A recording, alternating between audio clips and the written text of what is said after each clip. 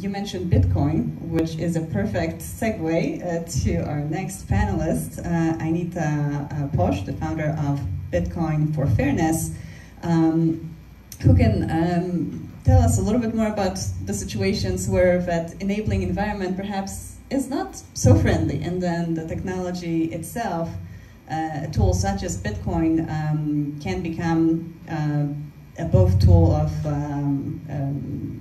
economic importance and also of importance when it comes to human rights and being able to protect yourself perhaps in environments that can be repressive. Anita, over to you. Thank you very much. Hello, good morning. So yeah, thanks for the segue. It was exactly the Nigerian Feminist Coalition who did that. The government or the Central Bank of Nigeria shut down their bank account, and they reminded themselves, oh, there's a new technology called Bitcoin, we might try it. And they tried it. They set up a free software, open source software called BTC Pay Server, and they could receive donations from all over the world again, and the central bank can't interfere. And so that's one of the use cases where I believe that Bitcoin is enforcing human rights. I've done a whole talk about how Bitcoin is enforcing several articles of the Universal Declaration of Human Rights in the last week. And but before, I want to explain why I'm sitting here and why I have this T-shirt, Bitcoiner for Fairness. So I'm a tech person, like I was a website designer since 2000. I'm coming from Austria, now I'm a digital nomad.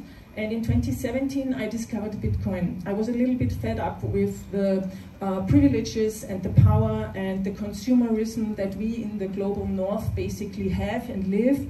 And I always had this sense of fairness or unfairness, you know. It's been said, people are equal, but some are more equal. And I got that experience on my own behalf because I'm also from a marginalized community. I'm a lesbian. So in Austria, I don't have to fear for my life. But I also, in the 80s, when I grew up, I felt there's something wrong in a way. I don't belong to all the other people, and we were not allowed to marry or to have children, or all these kinds of things. And I think from that sense, I have this sense of, from this thing, I have a little bit this sense of fairness and unfairness. And very early on, I learned that like millions or billions of people actually live in much harder circumstances than we do. And so I felt very early on a kind of solidarity with the people in the global south. And when I discovered Bitcoin, I realized very early on that this technology has the power to empower people. And for me, Bitcoin is the people's money. It's not the money for governments or rulers. It's basically saying it's rules without rulers, because it's a network that is self-regulating. When I came here, like my interest was to support people on the ground, to support Bitcoin as a grassroots movement, so that I'm bringing, helping people here to get infrastructure, to be connected with the global community, to empower developers to build on Bitcoin, build their own businesses. And so for me, when I learn a lot here, and I learned that most of the businesses are informal businesses. It's the people on the streets that power all these economies. And they are using mobile money. Yeah, mobile money can be censored. In Zimbabwe, where I spend a lot of time, it's now 4% of the transaction volume is being deducted by the government as tax, and additional 1.5% are fees for banking fees. Then, of course, you know that.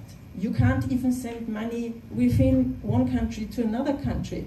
In Zimbabwe, you sometimes can't send money from one city to the other.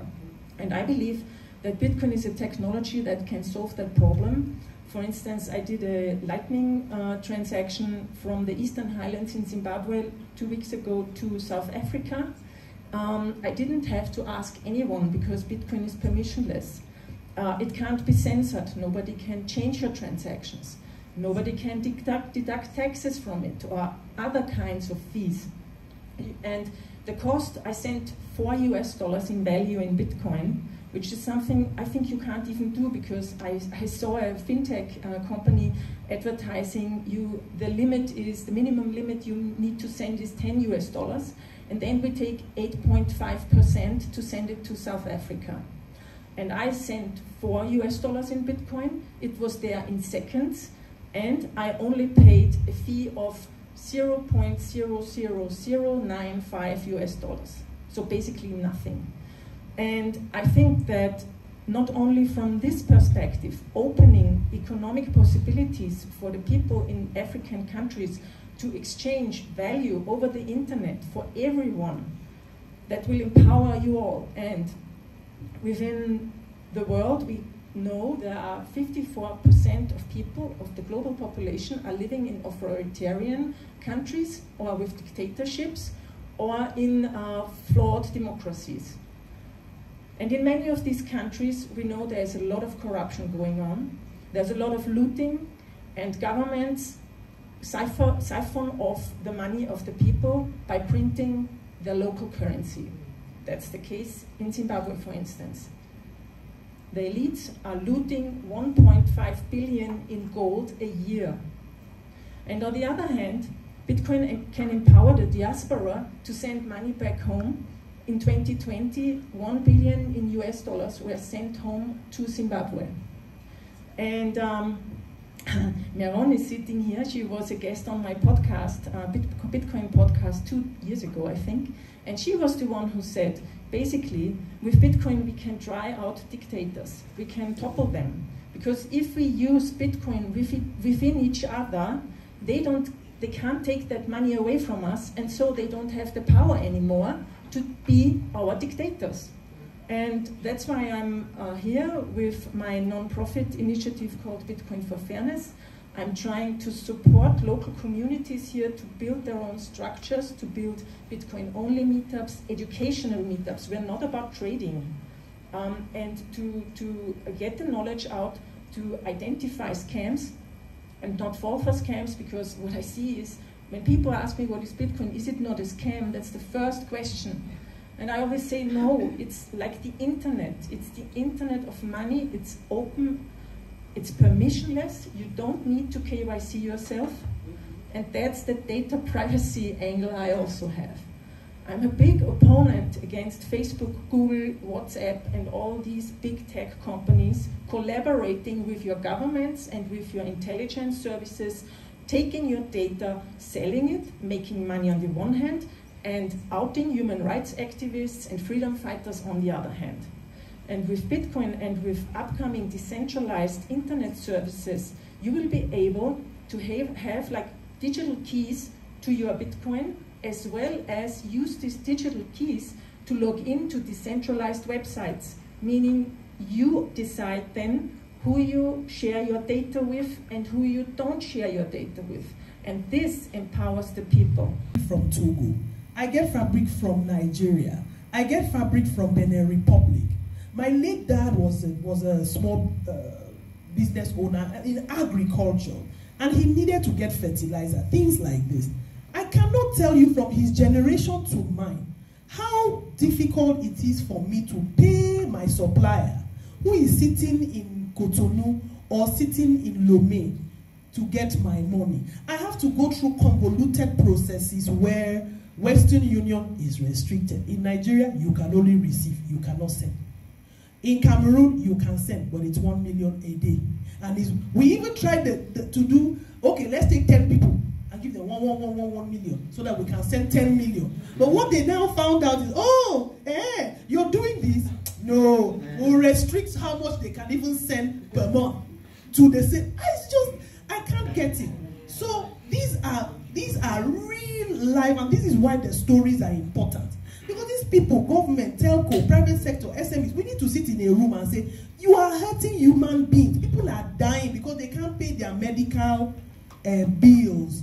And please, I will just do Bitcoin. I don't have time for this. You know, my mother needs an operation. She's going to have it in Central African Republic. I need to pay the hospital. And I cannot pay by mobile money. Neither can I pay through the bank. I cannot pay by SWIFT. I cannot. You're just restricting me. In sub-Saharan Africa, We have the weakest indices of doing business. The weakest. And some of it, and yet, we are the continent that is talking about the African Continental Free Trade Agreement after.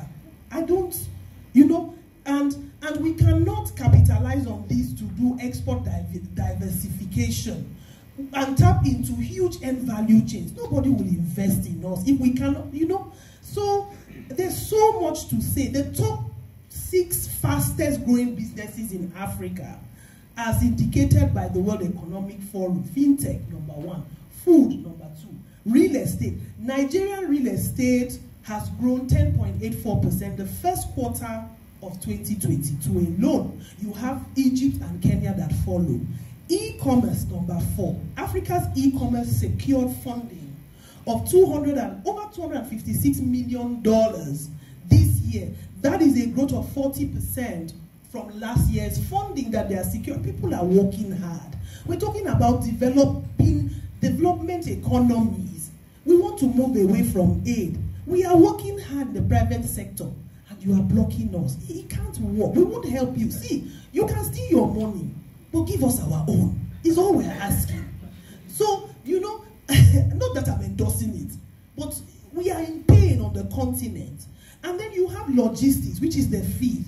Whether in Mauritius, or in South Africa, or in Ethiopia, or Ghana, or Kenya, or Nigeria, entrepreneurs cannot do without logistics. So we're using WhatsApp, we're using our phones, text messages to say, I bought a good from you, send it to me. And then you're taxing the phone that I want to use to communicate and get my good. Logistics will not work. The last one is agriculture. You cannot put food on anybody's table without a farmer. Those farmers need their phones to be able to understand climate change, to have digital training, to be able to grow more yields, so that banana wields, they will learn how to kill banana wields, and then they will have more yields. This is the power of digital business, digital rights in the economy. And then the last thing I want to say is the example that you asked for. In Cameroon, and I will be specific from my own side, because my brother is here to defend Nigeria. I should not be defending Nigeria all the time. But the examples from our places is really within the private sector. It is us by us. A lot of young people have built 2 things. One is life-saving technology. Whether using the internet connectivity or partnering with Viamo, for example, to use interactive voice response technology, women can access maternity and other products that are just save their lives. Whether they're being paid for by other parties is another story. The second one is savings. A lot of young people in Nigeria, we have piggy vest, where we don't have money, but now we are really looking at using technology to even empower ourselves, our own little economies and livelihoods by saving for a rainy day.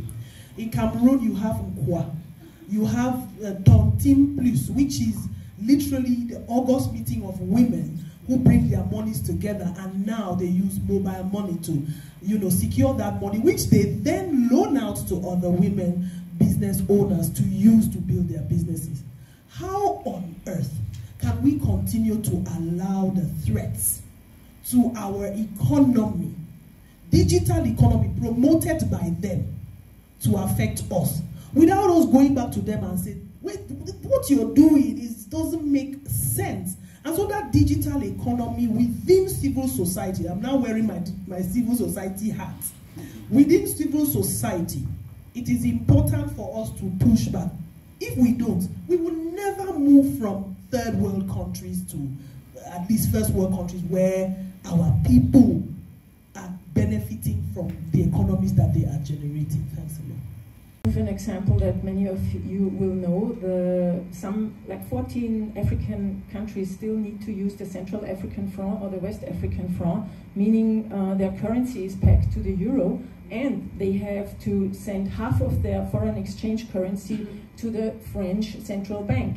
I call that monetary colonialism, and I believe that Bitcoin as a technology and money is a solution to be a neutral form of money, where countries could agree upon this open neutral standard to use it as a base layer for their economies. So then this all currency wars would not happen anymore. And people could agree on the value of a money because it's not devalued in your own country or devalued in the other country to make more imports happen and things like that. So, and on the individual sector, like part, so Bitcoin enables not only personal sovereignty, it also enables nation-state sovereignty. But still, I believe it should come from the people on the ground, a grassroots movement. And you were saying before, a lot of people in Africa don't even have internet. So now there's a guy from Nigeria, I believe, he built a solution to send Bitcoin over USSD code. So there are already 9 countries in Africa where you can send Lightning Bitcoin over USSD. And also, I just read yesterday an exchange in Kenya, Bitnob. They are now allowing to withdraw your Bitcoin directly into your M-Pesa, which is huge. Yeah? And so I really believe that Bitcoin can be a tool to empower people. I also have a very positive example from South Africa. In Mossel Bay, there's a township with 5,000 people, and they also have a surf school there. And the initiator of the surf school, he allowed and introduced children from the township and young boys and women, girls, coming to the surf school to learn surfing for free as a school for life. They also teach them there. And then he discovered Bitcoin and started to share his knowledge with his peers, with the surf coaches. And now, voluntarily, the surf coaches are paid in Bitcoin. They go to their township. They onboarded 10 of the 17 spaza shops already, so they can buy their daily goods there with Bitcoin. And now, even better, with Bitrefill you can buy vouchers for Pick n Pay and Checkers. So they can go to Pick n Pay and Checkers and buy their daily goods. So it's really a circular economy which empowers the people there, because I'm not here to say with Bitcoin you can become rich. I'm not seeing it as an investment vehicle in the first place. I see it as a payment rails that enables you to hold your own money. And I think it's very important because there's a lot of criticism towards Bitcoin all around the world. And the well-off people in the north say, yeah, but the people in the global south, Bitcoin is much too expensive, they can't use it, whatever. You can use fractions of a Bitcoin. And this positive example, I hope can show that Bitcoin is for everyone. And that's what I'm trying to promote with my grassroots approach with Bitcoin for Fairness. We have this issue, and I was within our country, Ethiopia, where the National Bank of Ethiopia came out and say, should a directive now saying all private cryptocurrency operators should register with the government. So how do you see that? And is there a way, like? That's exactly what they have been doing all the time with the banking system. You have these international global regulations with sanctions and KYC, which hurts us all. We are all being mass surveilled. We are just regular people, we want to live our lives, and they are collecting all our data, which endangers us all, to find people who are money launderers, criminals, terrorists. So that's a huge amount of wasted money and energy. Why don't they focus on the people who they already have in the focus, you know? Because somewhere they have to pop up in real life. You can't do everything digital. And the thing is, that the big companies, the big banks, they get along, they come along with, they always manage to, they pay a little bit of fines, but then they do their money laundering business as well, you know? So every technology has two sides, as we said before. And what's happening now with central bank digital currencies is that those central banks see, okay, we can also use this technology to build our own digital currency, with which they will have complete control over our finances, because they can track every single transaction, and they can figure out maybe if you're a human rights activist or I don't know what. And there are a lot of false accusations then also, because data gets leaked. You know, power can, from my own perspective, in our countries, you know, with the history Germany and Austria have, my grandparents told me the stories about how fast the Nazis came. So your political friend is in the next time your opponent, and they can target you, and they can use all those data. And so I'm basically promoting to take the tools into your own hand and use it. That I don't mean you should not pay taxes. I'm just against this enforcement upon us and this surveillance. And so I believe that when more and more central bank digital currencies come into place, people will realize how endangering that is for them. Like the people saw in the Hong Kong demonstrations, for instance, or in China. With the digital yen, they have this system in place that if you do something that the Communist Party doesn't want you to do, then you can't pay for your train ticket anymore, or you are being detained immediately and things like that. So that's why I'm so much speaking for holding your own keys, holding Bitcoin in self-custody, because nobody can take it away from you and also cannot turn it against you. Still, it's a market. It has ups and downs.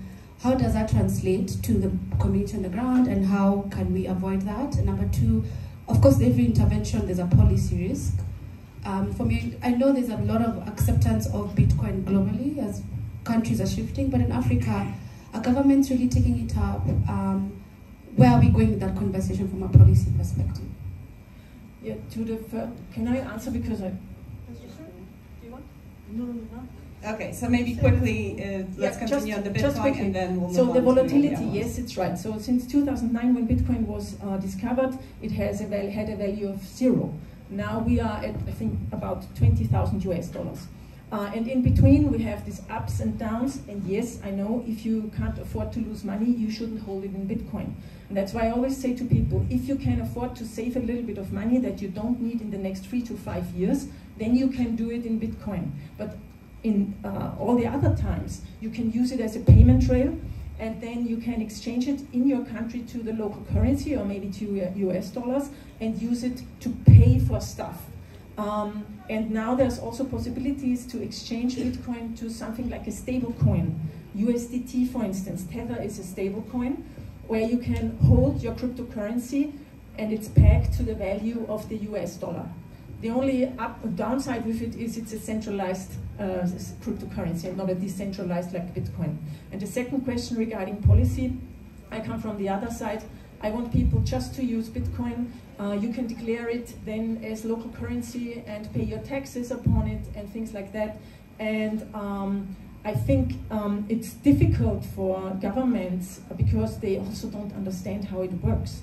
So I think the approach should be a lot of education around that topic, and then just use it, you know, overwhelm them with your use and show that you're using it for good things and that it will help to empower you.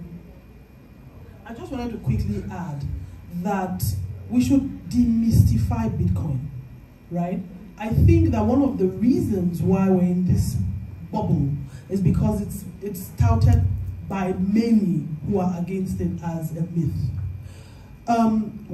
African countries have come from various forms of legal tender. And over time, there's been policy, there's been fluctuations of that legal tender. It's not a Bitcoin thing. It's a legal tender thing and a policy thing. And I want to respond from a policy perspective since it's not her side. This is our side. Our governments have put policy to regulate or repress mobile money. It's not Bitcoin. They've done the same for our currencies. It's not. We are sitting in Cameroon where we are giving 25 to 50% of our money to the French treasury. For what reason? Simply because, like I said before, our governments fear what they can't foil, and they always find where they will illicitly make money. The reason why we are not coming out of the West African and Central African franc CFA is simple. Some people are making money behind it. So in terms of policy, it is up to us, stakeholders in civil society, social movements, private sector, and those that concerns us to determine what is good for our legal tender. And we do that by, maybe one of the answers to his question, we do that by organizing ourselves and making sure that those who are making decisions in parliament, in Senate and whatever, are representing our needs in Senate. Don't go in there and make a policy and a bill like my brother said here, and the next thing I know is that you have shut down everything I'm able to use. Can I just tell you that in Nigeria, when I arrived in Nigeria in 2008, we could use the Naira internationally for international transactions online at an unlimited value pegged to the dollar. True? Today, it's 50 Naira. It's $50. 20 sef. It has gone from, we went from 500 to 100 to, now it's 20. If you have a Nigerian denominated master Visa card, you can only use $20 per month. It's not Bitcoin. It's our central bank that has made that regulation. So beyond the literacy, the training the parliamentarians, the policymakers, and even ourselves, we need to hold their foot to the fire. Don't go into parliament and make a law that stops me from transacting internationally. If you do that, I will go and do Bitcoin, whether you like it or not.